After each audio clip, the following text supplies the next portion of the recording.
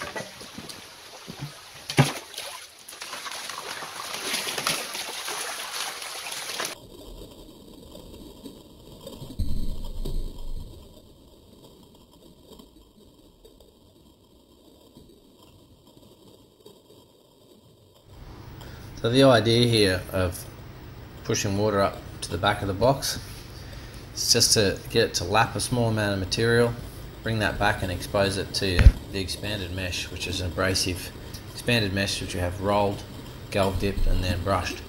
So as the material cascades upward and backwards, it's getting a smashing action, helps liberate the gold, and that water pushing into the miner's moss underneath the mesh basically pushes the heavies deeper into the moss, but it also creates water pools inside that inside those little gaps in the mesh, and then as the material comes back down through it, it boils just like a boil hole in bedrock in a creek, and your gold spins around and exchanges in there, just like in a drop riffle situation.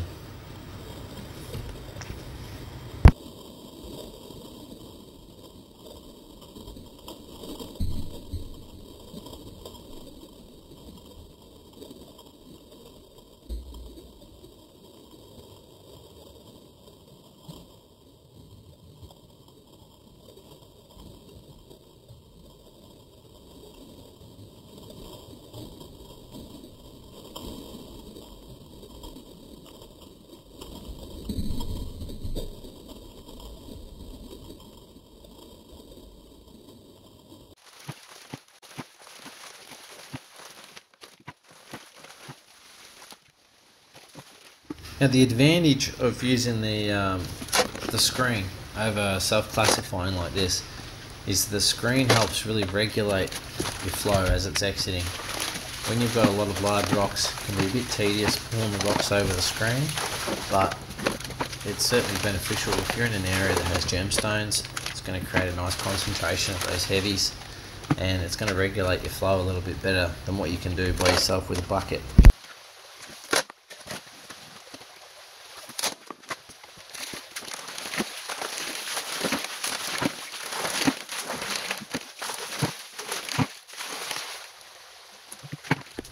At this point, the sample hole that I was digging, I realised that it was actually a lot further down to bedrock than what I thought, and the shovel that I've got, it's probably about 4 years old. She's nice and round and due for a resharpen.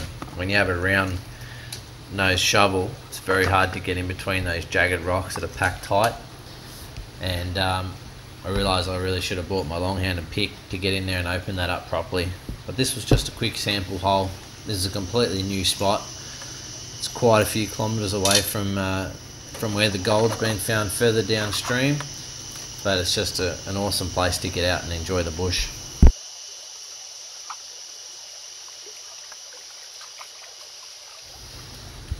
So we're just showing you how to clean this mat up. So you've got a mesh panel at the top with minus moss, a little nugget trap and a ramp, followed by another 2 wing nuts, mesh panel and minus moss. So any of you guys who've used minus moss will know you do get a lot of concentrates, but it works quite well in forming eddies underneath the mesh, provided you've got good clamping pressure. And you can see here the amount of concentrates that you'll get out of the top section.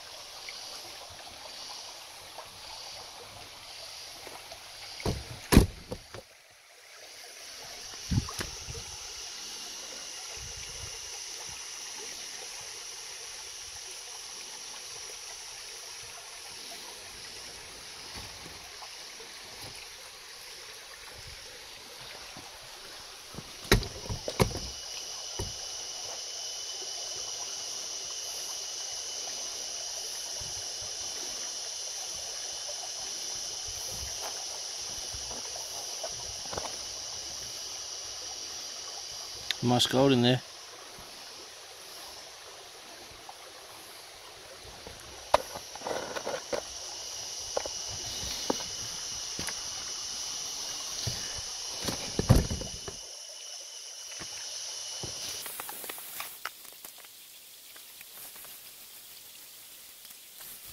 It's really important when you're clearing up miner's moss to make sure that you get the underside of your moss fully submersed in water. Get a bit of vacuum action going on it by dipping it and pulling it out. It takes a bit to work it out, especially in the colder climates. The colder the weather, the harder the rubber goes. So you just make sure you give it a really good run through, and you'll never get all the rocks out, but you will get the gold out.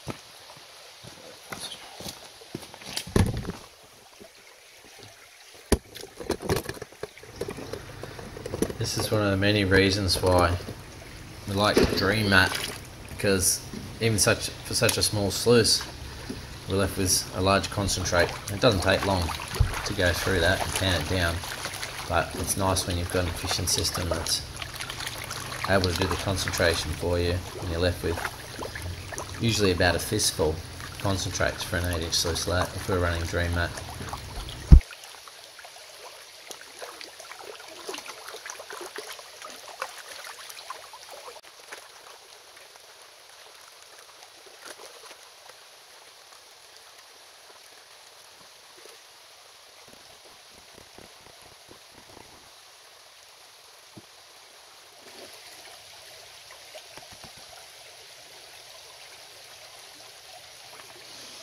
Probably can't even see that.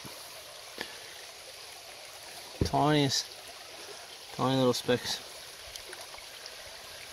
Anyway, we'll go back. That's prospecting for you. So I've done a little sample a little bit higher up in the system to see if the gold had completely dropped off, and it has. I only ever found real reefy gold in this area, right up high in the flood zone, up on the banks, rarely in the creek. So it's worth having a crack. It's a nice little S-bend, and the mountain range is right behind us there, less than 100 metres away. So if we're going to do a proper test, we'd have to go to bedrock for sure.